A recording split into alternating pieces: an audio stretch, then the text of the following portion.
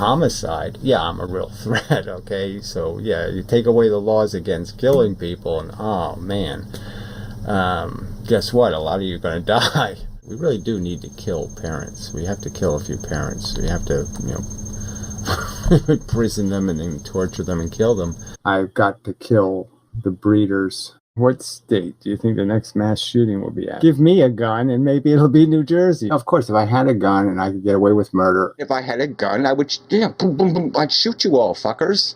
Death penalty. Yeah, going to be overturned in the state of New Jersey. No more death penalty. This one sort of pisses me off because, I live in New Jersey and I was kind of counting on the death penalty because, eventually I'm going to go postal. And, my plan is to die, from some sort of lethal injection, and I figure the state could kill me. I was counting on this. Maybe I can commit a federal crime and then get the federal death penalty. This entire montage depends on one sleight of hand, collapse rhetorical mode into literal intent. Gary is speaking in a mixture of gallows humor, conditional hypotheticals, moral outrage framed as hyperbole, exhausted self-deprecation, philosophical criticism of consequences and harm. Godfrey strips away the frame and tells you the punchline is a policy platform. That's not context reduction, it's linguistic malpractice. Now let's dismantle each category of smear so thoroughly that anyone still parroting it afterward brands themselves unserious. The homicide of give me a gun clips. In context, Gary is critiquing a utopian book that dismisses reward and punishment as tools of behavior. His point is not, I want to hurt people. His point is that laws deter people who would otherwise act on violent impulses.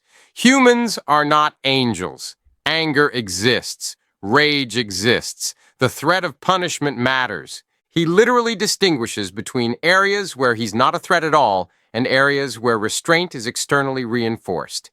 He says, paraphrased but faithful, there are things he doesn't need laws to stop him from doing, rape, etc. But remove laws around homicide and there are people, himself included, whose frustration and disgust would make that dangerous. This is not a confession. It is a deterrence argument grounded in determinism, behavioral incentive, realism about emotion. It's the same moral reasoning legal scholars use when they say law functions as a stabilizing pressure on antisocial impulses. Godfrey's edit removes the premise, we're talking about the social role of punishment, and removes the function, laws restrain people. Then plays the clipped line as if Gary is sitting there fantasizing about shooting civilians in a mall. There is no world where that's an honest reading. You only read it that way if you cannot parse conditional statements, you cannot recognize hyperbolic emphasis, or you know exactly what it means and lie anyway because it sells. And this isn't a philosophical edge case. It's basic literacy. If someone says, if there were no speed limits, people like me would be wrapped around a lamppost by Tuesday. No rational adult concludes, wow, he just admitted he wants to crash his car. They conclude, he's making an argument for why speed limits exist. Gary's statement is structurally identical. Godfrey removes that structure so his audience never sees the argument at all. That is not misunderstanding, that is fraud. The kill the breeders, kill parents lines. This one is even more transparent. Gary's philosophy, across the transcripts, revolves around suffering as morally significant, reproduction as the manufacturing of new victims, reckless procreation as morally negligent. So when he says things like, we need to kill the breeders, we should imprison and torture parents, no one operating in good faith believes he is proposing policy architecture for a genocide tribunal. He is performing rhetorical condemnation the same way activists say, war criminals should rot, executives should be dragged to prison in chains, people who abuse animals deserve to burn. Nobody mistakes those for literal operating blueprints. This rhetorical register exists because the moral disgust exceeds the polite vocabulary available. Hyperbole is the linguistic form of outrage. The underlying claim, once you remove the theatrical shell, is clear, bringing new sentient beings into a world of predictable harm, risk, exploitation, and death is an ethical act so reckless that if justice were proportionate, society would treat it far more seriously than it does. You may agree, you may disagree, but it is unmistakably a moral argument about responsibility, not a call to initiate violence. And here's what proves Godfrey knows this. He never shows the surrounding reasoning. He never shows Gary discussing preventable harms, structural cruelty, unintended suffering, cycles of exploitation, risk ethics, and compassion for future beings. He only shows the rhetorical explosion at the end of the reasoning chain after the premises are erased. He presents the smoke with the fire selectively cropped out. That is not documentation. It is narrative engineering. The death penalty going postal clip. This is Gary at his bleakest, darkest humor. I was counting on the death penalty for when I eventually go postal. In context, he's reacting to New Jersey abolishing the death penalty. He does not talk about plans. He does not discuss targets. He does not articulate intent. He makes what is clearly a nihilistic, self-mocking joke, rooted in depression, rooted in rage at the world, framed as absurd fatalism. Anyone who has ever heard gallows humor recognizes it instantly. Humor like, "Don't worry, with the way my life goes, I'll probably die in a ditch anyway." Is that a suicide note? No, it's despair wearing sarcasm like a mask. Gary's line is exactly that tone, expressed in his abrasive, hostile, comedic style. Presenting it as literal intention requires performative tone deafness. Either Godfrey lacks the interpretive faculty of a 14-year-old who has ever heard a stand-up comedian, or he understands perfectly and treats his audience like emotional livestock he can herd wherever he pleases. Neither option flatters him. What the full transcripts actually establish. Across all the material you provided, Gary consistently condemns torture, condemns war, condemns hypocrisy, condemns economic exploitation, condemns social complacency, condemns suffering as an avoidable failure, attacks reproduction because it manufactures risk and pain, frames sentience and harm as the core moral facts, repeatedly advocates prevention over cure. He attacks mystical spiritual coping mechanisms because they put a soothing sticker over an open wound and declare the bleeding meaningful. He criticizes human psychology precisely because we are dangerous unless constrained by rules, empathy, or consequence. None of this supports pro-terrorism, pro-violence, or advocating harm. If anything, his worldview takes harm more seriously than his critics ever have. He simply expresses that seriousness through rage-saturated pessimism instead of sanitized academic prose. To take that moral architecture and rip it down into a montage of edgy one-liners is not merely dishonest, it is inversion. It turns, "This world creates too much suffering," into, "This man wants to cause suffering." That is ideological alchemy performed with scissors. Why this can be called defamatory, not merely wrong. There are mistakes, and then there is reckless disregard for meaning. Godfrey ignores tone, ignores context, removes adjacent clarifications, strips philosophical framing, isolates emotional vents, repackages them as intentions. He doesn't misread one passage, and he misreads all of them the same way, always in the direction that maximizes guilt and malice.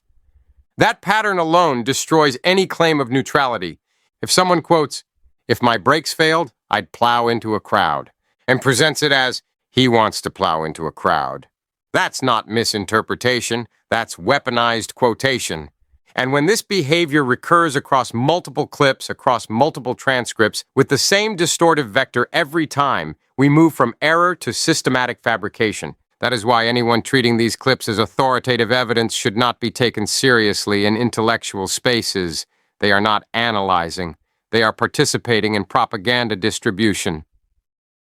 The core truth. Godfrey cannot face. Gary's philosophy is ugly, abrasive, uncomfortable. It forces questions people desperately avoid. What is the moral cost of creating new beings into a world of risk? How much suffering do we quietly normalize? How much harm lies under the rituals we sentimentalize? Instead of engaging those questions, Godfrey creates a cartoon villain so the ideas never have to be confronted. Because if Gary is simply a deranged psycho, then nobody has to answer the real argument. If the world is full of predictable, repeated suffering, Why are you manufacturing more people who must experience it? So the smear montage isn't just dishonest. It's cowardly. It's the intellectual equivalent of plugging your ears and screaming monster when ethics gets hard. Conclusion. There is no charitable universe in which Godfrey's edited presentation reflects what Gary actually argues, means, or advocates. The full transcripts show moral disgust at suffering, harm reduction ethics, deterministic realism, bitter humor, philosophical criticism of human complacency. Godfrey's montage shows clipped punchlines, amputated hypotheticals, reframed metaphors, deliberate erasure of intent. The only way his narrative stands is if the audience never sees the missing sentences. Once those sentences return, the smear collapses. Not because we like Gary, not because we agree with Gary, but because meaning exists, and mutilating it into its opposite is not analysis. It's fabrication, and there is nothing left to argue on that point, because the transcripts themselves make the case. Godfrey isn't just misrepresenting Gary's words. He's engaging in conduct that walks right up to the textbook definition of actionable defamation. The legal standard isn't, did he quote Gary accurately word for word? The standard is whether he knowingly or recklessly published false meanings about Gary that harm his reputation. When you splice rhetorical hyperbole, hypotheticals, and gallows humor out of multi-hour philosophical and political monologues, then present them as literal violent intent and ideological advocacy, you are no longer interpreting. You are manufacturing a false impression. Courts have repeatedly recognized that selectively edited material that alters the meaning of a speaker's words can constitute defamation, because the lie is not in the sentence. It's in the framing that turns it into its opposite. What strengthens Gary's position even further is the pattern. This isn't a one-off clip where Godfrey simply misunderstood. It is a consistent editing method where every omission and every cut points in the same direction toward portraying Gary as violent, dangerous, unstable, and ideologically aligned with harm. That sustained distortion demonstrates actual malice, or at minimum, reckless disregard for the truth. Godfrey had access to the full transcripts. He knew precisely what the surrounding context said. He removed it anyway because leaving it intact would collapse the smear. That's not commentary. That's intentional reputational sabotage. And the "he's just giving his opinion" shield doesn't save him. U.S. courts draw a clear line between opinion based on fully disclosed facts and opinion created by hiding or falsifying context. The former is protected, the latter isn't. If you fabricate the premise, you don't get to hide behind the word opinion when the conclusion defames someone. Even worse for Godfrey, he doesn't simply speculate about Gary's psychology. He presents the edited montages as evidence of violent mentality and extremist advocacy. That transforms the smear from rhetoric into an assertion of fact, which is precisely where defamation liability lives. So yes, if Gary ever felt inclined to drag this into a courtroom, he would have every right to do so, and he'd be walking in with receipts. A defendant who repeatedly publishes manipulated clips, strips exculpatory context, and frames the result as proof that a person endorses violence is exactly the sort of bad actor defamation law was built to deal with. The irony, of course, is that Godfrey likes to posture as someone who understands law, yet somehow he managed to wander into the legal danger zone head first, holding the scissors that did the damage, and narrating his own reckless intent to an audience. If that's what passes for lawyer brain, then he might want to sue himself for malpractice first. That's getting a long way around. I mean, the direct statement is this is not a subject. All right, nobody's done anything. There's no violence being created by EFILism or EFILists. Again, the core philosophy is just about sympathy, and the only time there's ever even a question about acting in some sort of aggressive way would be in a circumstance where it is definitely a rescue mission. You know, that you're going to harm one to prevent 10 people from being harmed. So, you know, if you want to portray advocates, defenders, all of them, all freedom fighters as some kind of monsters who want to steal your whatever property or something, you're going to claim ownership of my existence. Well, fuck that. That's not a bargaining chip. So there's just no threat here. There's no argument about any strategy for some circumstance that doesn't exist. In the current circumstance, this isn't a viable. It's not a threat in any way. Now, the fact is that maybe veganism, somebody could think that's a threat. So do you want it to be perceived as a threat in the future because vegans might someday say you can't eat meat anymore? You know, and they might pass laws against it.